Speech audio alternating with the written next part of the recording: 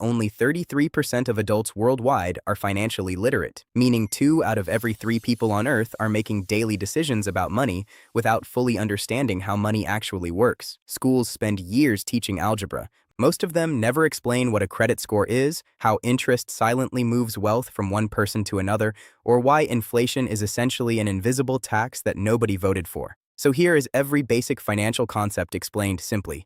10 concepts that nobody taught you and that affect every financial decision you will ever make. Taxes. The one everyone pays and almost nobody understands. A tax is money the government takes from your income, your purchases, and your assets to fund the things a society decides it needs. Roads, schools, hospitals, military, and an enormous number of things you will personally disagree with. That last part is not optional. There are several types of taxes affecting your life simultaneously. Income tax is taken from what you earn. In most countries, it is progressive, meaning the more you earn, the higher the percentage you pay. A person earning $30,000 a year pays a lower tax rate than a person earning $300,000. The idea is that higher earners can absorb a larger percentage without suffering. Whether this works as intended is a debate that has been running for approximately as long as taxes have existed, which is about 5,000 years. Sales tax is taken from what you spend. Every time you buy something, a percentage of that purchase goes to the government. VAT, value added tax, is the version used in most countries outside the United States. It is collected at every stage of the supply chain, embedded invisibly in the price. The most important thing to understand about taxes is that they are calculated on taxable income, not gross income. Most people pay more tax than they legally need to because they do not know which deductions apply to them. The tax code rewards knowledge, which is a polite way of saying it rewards people who can afford accountants. Banks. The business model. Nobody explains out loud. A bank is not a safe where your money sits waiting for you. When you deposit money into a bank, the bank immediately lends most of it to someone else. You get paid a small interest rate for the privilege of letting the bank use your money. The bank charges a much higher interest rate to the people it lends that money to. The difference between those two rates is called the net interest margin, and it is how banks make money. You are essentially a low-cost funding source for a lending business, which is fine. It is just worth knowing. Banks operate under fractional reserve banking, a system where they are only required to keep a fraction of deposited money in reserve at any given time. In the United States, the Federal Reserve removed reserve requirements entirely in 2020, meaning banks are technically not required to hold any specific percentage of deposits. This works because not everyone withdraws their money simultaneously. When everyone does try to withdraw simultaneously, a bank run.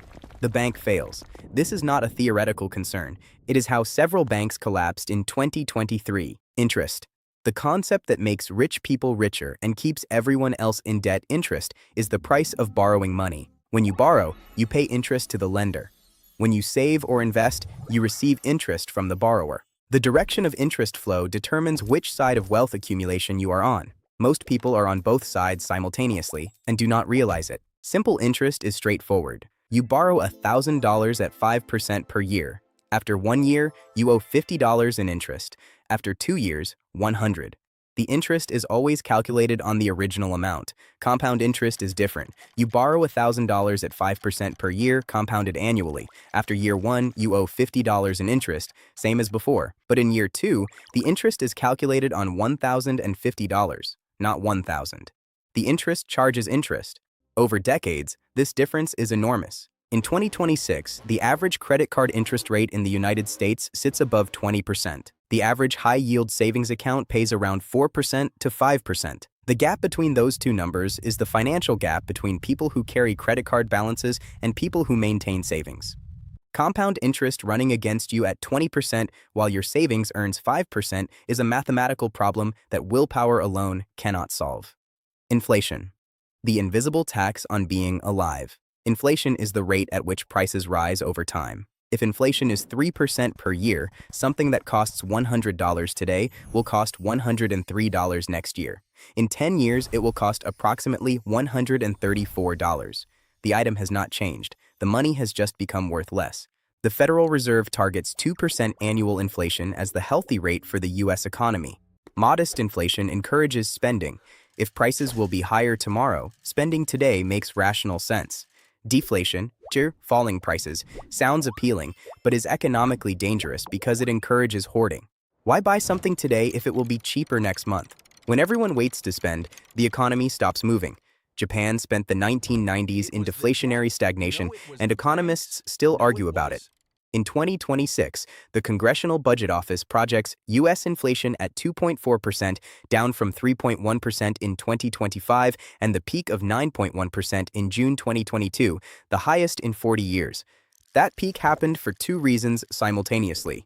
Supply chains were disrupted by the pandemic, reducing the amount of goods available. Governments printed and distributed large amounts of money to keep economies functioning during lockdowns, increasing the amount of money chasing those goods. More money pursuing fewer products. Basic supply and demand applied to an entire economy. If your savings account pays 2% interest and inflation is 3%, you are losing purchasing power every year despite technically gaining money. Your account balance goes up. What that balance can actually buy goes down. Inflation is not neutral. Every year of positive inflation, the money you are holding in cash becomes slightly less valuable. Recessions. What actually happens when the economy breaks? A recession is defined as 2 consecutive quarters of negative economic growth.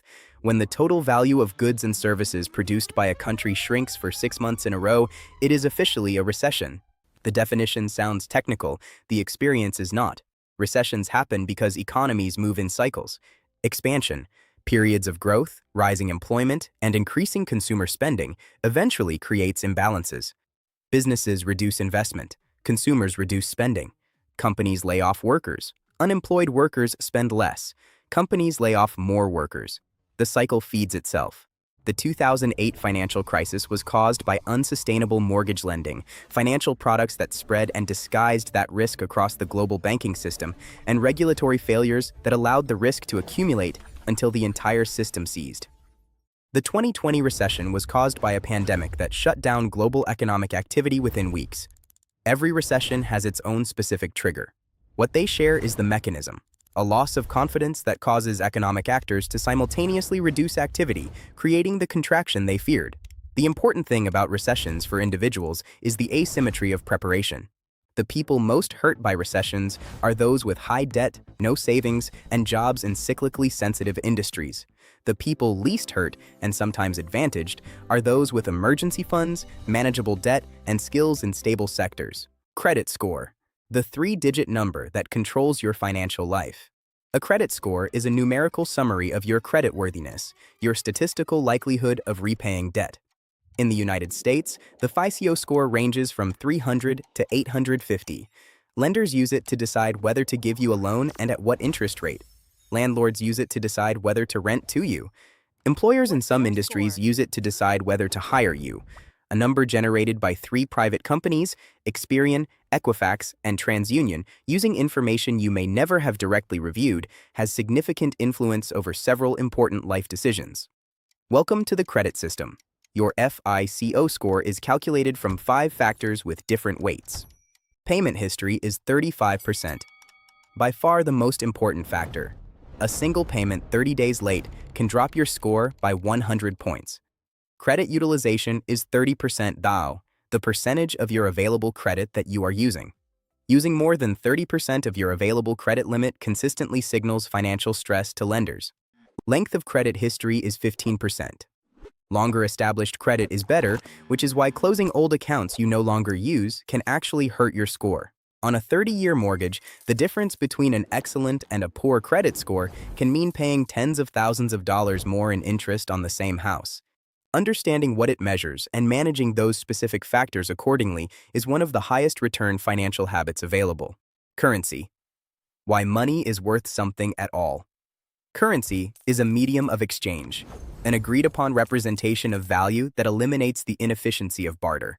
Before currency, trading required a coincidence of wants.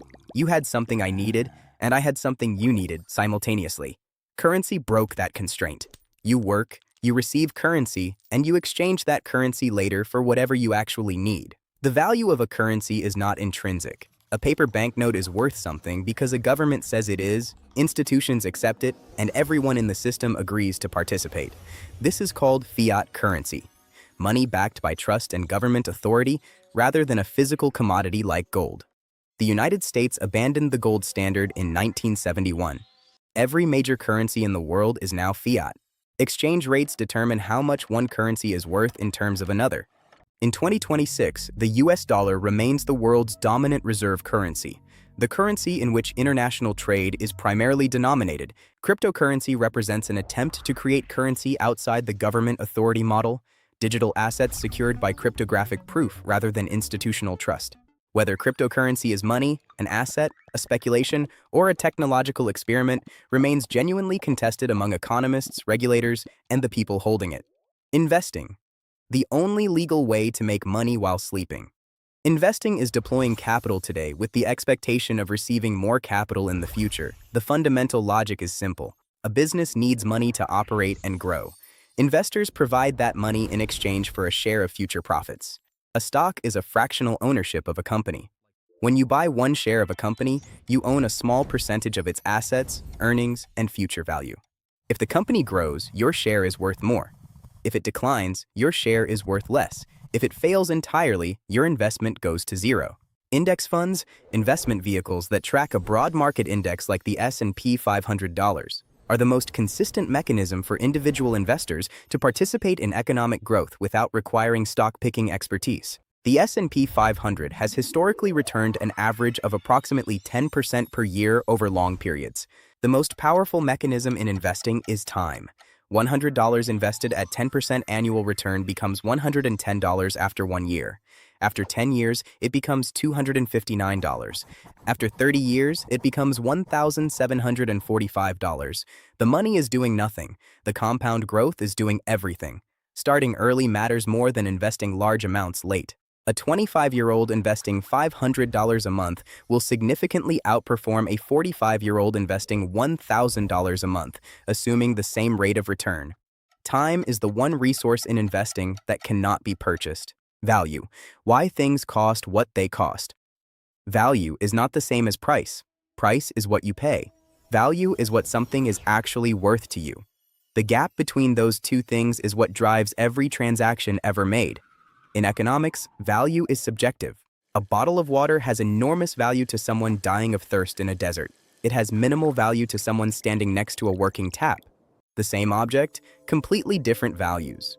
Prices in markets emerge from the aggregate of billions of subjective value assessments by buyers and sellers. When more people value something than the available supply can satisfy, price rises until some buyers decide it is no longer worth paying. When supply exceeds demand, price falls until enough buyers find it worth purchasing again. Supply and demand is the fundamental mechanism underlying every price in a market economy. Value investing, one of the oldest and most consistently successful approaches to stock market investing, is built on the gap between price and value. The legendary investor Warren Buffett has built one of the largest fortunes in human history primarily by finding things priced below their actual value and waiting, patiently, for very long periods, which turns out to be harder than it sounds. Time. The most valuable financial resource, nobody is treating that way. The time value of money is a foundational concept in finance with a simple core idea. A dollar today is worth more than a dollar tomorrow. Not because money is magic, but because a dollar today can be invested, earning returns between today and tomorrow. The future dollar cannot. This concept explains nearly everything in personal finance. It explains why paying off a mortgage early saves enormous amounts of money. You are eliminating future interest payments that would compound against you. It explains why contributing to a retirement account in your 20s is dramatically more powerful than contributing the same amount in your 40s. The early contributions have decades of compound growth. It explains why lottery winners who take a lump sum instead of annual payments receive less total money. The lump sum reflects the present value of those future payments, discounted for time. Quick question. Which of these 10 concepts do you wish someone had explained to you earlier? Drop it in the comments. And if this video is saving you money just by existing, the like button genuinely helps the channel. The honest reality check. Only 33% of adults worldwide are financially literate. US adults correctly answered only 49% of basic financial literacy questions in 2025. People with very low financial literacy are 4 times more likely to struggle making ends meet, 3 times more likely to feel burdened by debt, and 3 times more likely to be financially fragile than those with high financial literacy. These are not personality failures. They are education failures. The gap is fixable. Understanding taxes, interest, inflation, credit, and compound growth does not require a finance degree. It requires someone to explain it clearly once. Every financial decision, every loan, every investment, every purchase is navigated better with this foundation than without it. That is, every basic financial concept explained: taxes, banks, interest, inflation, recessions, credit scores, currencies, investing, value, and time. Which concept surprised you most? Drop it in the comments. If this finally made money make sense, hit subscribe so you don't miss the next one. Now here's the thing. Every concept we covered today operates within a financial system that most people interact with daily without understanding its structure. Banks, central banks, stock markets, bond markets, they are connected in ways that explain why a Federal Reserve announcement in Washington affects mortgage rates in Manchester. That is exactly what we are covering next. Click the video on screen right now, and I'll see you there.